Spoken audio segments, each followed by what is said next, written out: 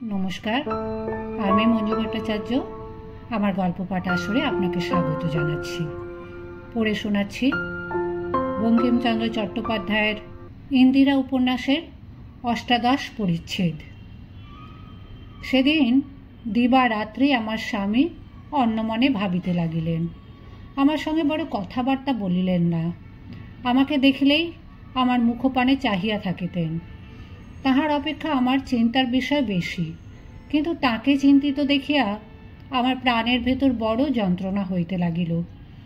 আমি আপনার দুঃখ চাপিয়া রাখিয়া তাহাকে প্রফুল্ল করিবার চেষ্টা করিতে লাগিলাম। নানা প্রকার গঠনের ফুলের মালা, ফুলের তোড়া, ফুলের জিনিসপত্র গড়িয়া উপহার দিলাম। পানগুলা নানা রকমের সাজিলাম, নানা রকমের সুখাদ্য প্রস্তুত করিলাম। আপনি কাঁদিতেছি, তবু নানা রসের রসভরা গল্পের অবতারণা করিলাম। আমার স্বামী বিষয়ী লোক, সর্বাপেক্ষা বিষয়কর্ম ভালোবাসেন। তাহা বিচার করিয়া বিষয়কর্মের কথা পারিলাম।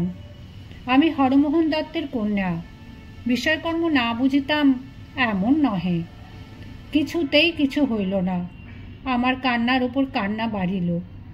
পরদিন প্রাতে স্নানান্নিকের পর জলযোগ করিয়া তিনি আমাকে নিকটে বসাইয়া বলিলেন, বোধ করি যা জিজ্ঞাসা করিব সকল কথার প্রকৃত উত্তর দিবে। তখন রমণবাবুকে জেরা করার কথাটা মনে পড়িল। বলিলাম, যাহা বলিব সত্যিই বলিব, কিন্তু সকল কথার উত্তর না দিতে পারি। তিনি জিজ্ঞাসা করিলেন, তোমার স্বামী জীবিত আছেন শুনিলাম, তার নাম ধাম প্রকাশ করিবে? আমি বলিলাম, এখন না, দিন কত যাক। তিনি বলিলেন, তিনি এখন কোথায় আছেন বলিবে? আমি বলিলাম, এই কলিকাতায়। তিনি একটু চমকিত হইয়া বলিলেন, তুমি কলিকাতায়, তোমার স্বামী কলিকাতায়, তবে তুমি তার কাছে থাকো না কেন? আমি বলিলাম, তার সঙ্গে আমার পরিচয় নাই। পাঠক দেখিও, আমি সব সত্য বলিতেছি। আমার স্বামী এই উত্তর শুনিয়া বিস্মিত হইয়া কহিলেন, স্ত্রী পুরুষে পরিচয় নাই? এ তো বড় আশ্চর্য কথা। আমি বলিলাম, সকলের কি তা থাকে? তোমার কি আছে?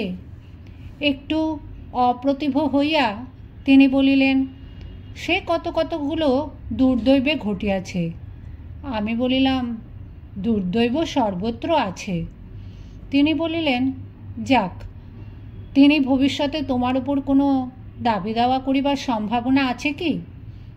আমি কহিলাম, সে আমার হাত, আমি যদি তার কাছে আত্মপরিচয় দিই তবে কি হয় বলা যায় না। তিনি বলিলেন, তবে তোমাকে সকল কথা ভাঙিয়া বলি। তুমি খুব বুদ্ধিমতী, তাহা বুঝিয়াছি। তুমি কি পরামর্শ দাও শুনি। আমি বলিলাম, বলো দেখি। তিনি কহিলেন, আমাকে বাড়ি যাইতে হইবে। আমি বলিলাম, বুঝিলাম। তিনি বলিলেন, বাড়ি গেলে শীঘ্র ফিরিতে পারিব না। আমি বলিলাম, তাও শুনিতেছি। তিনি বলিলেন, তোমাকে ফেলিয়া যাইতেও পারিব না, তাহলে মরিয়া যাইব। প্রাণ আমার কণ্ঠাগত। তবু আমি একরাশি হাসিয়া বলিলাম, পোড়া কপাল, ভাত ছড়াইলে কাকের অভাব কি? তিনি বলিলেন, কোকিলের দুঃখ কাকে যায় না, আমি তোমাকে লইয়াই যাইব। আমি বলিলাম, কোথায় রাখিবে? কি পরিচয় রাখিবে?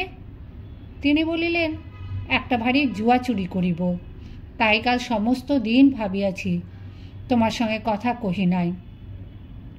আমি বলিলাম, বলিবে যে এই ইন্দিরা রাম দত্তের বাড়িতে খুঁজিয়া পাইয়াছি। তিনি বলিলেন, সর্বনাশ, তুমি কে?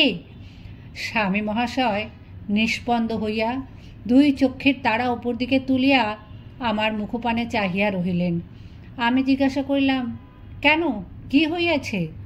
তিনি বলিলেন, ইন্দিরা নাম জানিলে কি প্রকারে, আর আমার মনের গুপ্ত অভিপ্রায়ই বা জানিলে কি প্রকারে? তুমি মানুষ না কোনো মায়াবিনী? আমি বলিলাম, সে পরিচয় পশ্চাৎ দিব, এখন আমি তোমাকে পাল্টা জেরা করিব, স্বরূপ উত্তর দাও। তিনি সভয়ে বললেন, বলো। আমি বলিলাম, সেদিন তুমি আমাকে বলিয়াছিলে যে তোমার স্ত্রীকে পাওয়া গেলেও তুমি গ্রহণ করিবে না, কেননা তাহাকে ডাকাতে কাড়িয়া লইয়া গিয়াছে, তোমার জাতি যাইবে। আমাকে ইন্দিরা বলিয়া ঘরে লইয়া গেলে সে ভয় নাই কেন? তিনি বলিলেন, সে ভয় নাই, খুবই আছে, তবে তাহাতে আমার প্রাণের দায় ছিল না। এখন আমার প্রাণ যায়, জাতি বড় না প্রাণ বড়, আর সেটাও তেমন বিষম সংকট নয়। ইন্দিরা যে জাতিভ্রষ্ট হইয়াছিল এমন কথা কেহ বলে না। কালীদিঘিতে যাহারা ডাকাতি করিয়াছিল তাহারা ধরা পড়িয়াছে, তাহারা একরার করিয়াছে, একবারে বলিয়াছে ইন্দিরার গহনাগাটি মাত্র কাড়িয়া লইয়া তাহাকে ছাড়িয়া দিয়াছে। কেবল এখন সে কোথায় আছে, কি হইয়াছে তাই কেহ জানে না। পাওয়া গেলে একটা কলঙ্কশূন্য বৃত্তান্ত অনায়াসেই তৈয়ার করিয়া বলা যাইতে পারে। ভরসা করি রমণবাবু যাহা লিখিয়া দেবেন তাহাতে তাহার পোষকতা করিবে। তাতেও যদি কোনো কথা ওঠে, গ্রামে কিছু সামাজিক দিলেই গোল মিটবে। আমাদের টাকা আছে, টাকায় সবাইকে বশীভূত করা যায়। আমি বলিলাম, যদি সে আপত্তি কাটে তবে আর আপত্তি কি? তিনি বলিলেন, গোল তোমাকে লইয়া, তুমি জাল ইন্দিরা, যদি ধরা পড়ো। আমি বলিলাম, তোমাদের বাড়িতে আমাকে কেহ চেনে না, আসল ইন্দিরাকেও কেহ চেনে না, কেননা কেবল একবার বালিকা বয়সে তাহাকে তোমরা দেখিয়াছিলে, তবে ধরা পড়িব কেন? তিনি বলিলেন, নতুন লোক গিয়া জানা লোক সাজিলে সহজে কথায় ধরা পড়ে। আমি বলিলাম, তুমি না হয় আমাকে সব শিখাইয়া পড়াইয়া দিবে। তিনি কহিলেন, তা তো মনে করিয়াছি, কিন্তু সব কথা তো শিখানো যায় না। মনে করো যদি যে কথা শিখাইতে মনে হয় নাই এমন কথা পড়ে, তবে ধরা পড়িবে। মনে করো যদি কখনো আসল ইন্দিরা আসিয়া উপস্থিত হয়, উভয়ের মধ্যে বিচারকালে পূর্ব কথা জিজ্ঞাসাবাদ হইলে তুমিই ধরা পড়িবে। আমি একটু হাসিলাম, এমন অবস্থায় হাসিটা আপনিই আসে, কিন্তু এখন আমার প্রকৃত পরিচয় দিবার সময় হয় নাই। আমি হাসিয়া বলিলাম, আমায় কেহ ঠকাইতে পারে না। তুমি এইমাত্র আমায় জিজ্ঞাসা করিতেছিলে যে আমি মানুষই না মায়াবিনী। আমি মানুষই নহি। তিনি শুনিয়া শিহরিয়া উঠিলেন। আমি কি তাহা পরে বলিব, এখন ইহাই বলিব যে আমাকে কেহ ঠকাইতে পারে না। স্বামী মহাশয় স্তম্ভিত হইলেন। তিনি বুদ্ধিমান কর্মঠ লোক, নহিলে এত অল্প দিনে এত টাকা রোজগার করিতে পারিতেন না। মানুষটা বাহিরে একটু নিরস কাট রকম, পাঠক তাহা বুঝিয়া থাকিবেন, কিন্তু ভেতরে বড় মধুর, বড় কোমল, বড় স্নেহশীল। কিন্তু রমণবাবুর মতো এখনকার ছেলেদের মতো উচ্চশিক্ষায় শিক্ষিত নহেন। তিনি ঠাকুর দেবতা খুব মানিতেন। নানা দেশে ভ্রমণ করিয়া ভূত প্রেত ডাকিনী যোগিনী যোগী মায়াবিনী প্রভৃতির গল্প শুনিয়াছিলেন। সে সকল একটু বিশ্বাসও করিতেন। তিনি আমার দ্বারা যেরূপ মুগ্ধ হইয়াছিলেন তাহাও তাহার এই সময় স্মরণ হইল। যাহাকে আমার অসাধারণ বুদ্ধি বলিতেন তাহাও স্মরণ হইল, যাহা বুঝিতে পারেন নাই তাহাও স্মরণ হইল। অতএব আমি যে বলিলাম আমি মানুষই নহি, তাহাতে তাহার একটু বিশ্বাস হইল। তিনি কিছুকাল বিশ্বাসটুকু দূর করিয়া বলিলেন, আচ্ছা তুমি কেমন মায়াবিনী? আমি যা জিজ্ঞাসা করি বলো দেখি। আমি বলিলাম, জিজ্ঞাসা করো। তিনি বলিলেন, আমার স্ত্রীর নাম ইন্দিরা জানো, তার বাপের নাম কি? আমি বলিলাম, হরমোহন দত্ত। তিনি জিজ্ঞাসা করিলেন, তার বাড়ি কোথায়? আমি বলিলাম, মহেশপুর। তিনি বলিলেন, তুমি কে? আমি বললাম, তা তো বলিয়াছি যে পরে বলিব, মানুষ নই।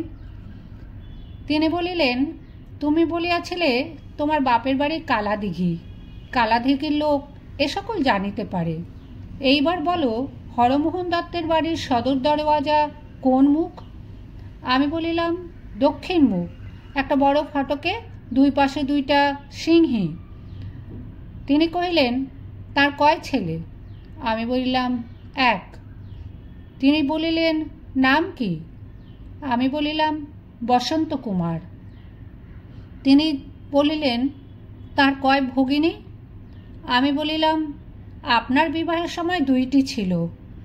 তিনি বলিলেন, নাম কি? আমি বলিলাম, ইন্দিরা আর কামিনী। তিনি জিজ্ঞাসা করিলেন, তার বাড়ির নিকট কোনো পুকুর আছে? আমি বলিলাম, আছে, নাম দেবী দিঘি, তাতে খুব পদ্ম ফোটে। তিনি বলিলেন, তা দেখিয়াছিলাম। তুমি কখনো মহেশপুরে ছিলে? তার বিচিত্র কি, তাই এত জানো। আর গোটা কত কথা বলো দেখি। ইন্দিরার বিবাহে সম্প্রদান কোথায় হয়? আমি বলিলাম, পূজার দালানের উত্তর পশ্চিম কোণে। তিনি বলিলেন, কে সম্প্রদান করে? আমি কহিলাম, ইন্দিরার খুড়া কৃষ্ণমোহন দত্ত। তিনি বলিলেন, স্ত্রী আচারকালে একজন আমার বড় জোরে কান মুড়িয়া দিয়াছিল। তার নাম আমার মনে আছে, বলো দেখি তার নাম। আমি বলিলাম, বিন্দু ঠাকুরানী, বড় বড় চোখ, রাঙা রাঙা ঠোঁট, নাকে ফাঁদি নথ। তিনি বলিলেন, ঠিক, বোধহয় তুমি বিবাহের দিন উপস্থিত ছিলে। তাদের কুটুম্ব নও তো? আমি বলিলাম, কুটুম্বের মেয়ে, চাকুরানী কি রাঁধুনির মেয়ের জানা সম্ভব নয়, এমন 2-1টা কথা জিজ্ঞাসা করো না। তিনি বলিলেন, ইন্দিরার বিবাহ কবে হইয়াছিল? আমি বলিলাম, অমুক সালে বৈশাখ মাসের 27 তারিখে শুক্লপক্ষের ত্রয়োদশীতে। তিনি চুপ করিয়া ভাবিলেন, তারপর বলিলেন, আমায় অভয় দাও, আমি আর 2টা কথা জিজ্ঞাসা করিব।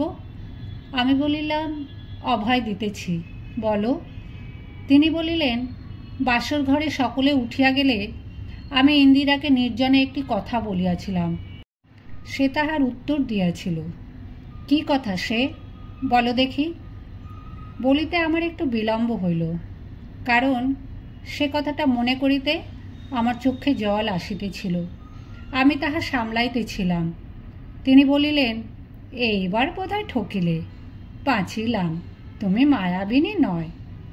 আমি চক্ষের জল চক্ষের ভেতর ফেরত দিয়া বলিলাম, তুমি ইন্দিরাকে জিজ্ঞাসা করিলে, বলো দেখি আজ তোমার সঙ্গে আমার কী সম্বন্ধ হইল? ইন্দিরা বলিল, আজ হইতে তুমি আমার দেবতা হইলে, আমি তোমার দাসী হইলাম। এই তো গেল একটা প্রশ্ন। আর একটা কি?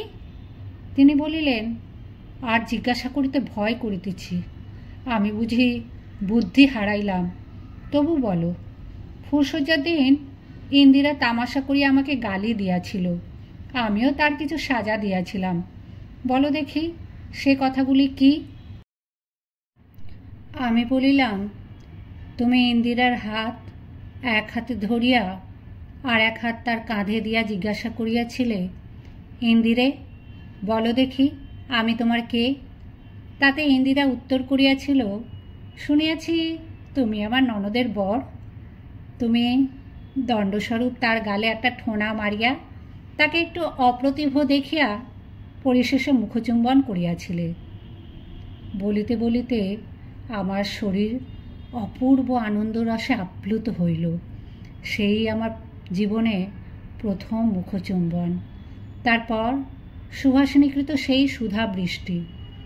ইহার মধ্যে ঘোরতর অনাবৃষ্টি গিয়াছে, হৃদয় শুকাইয়া মাঠ ফাটা হইয়াছিল।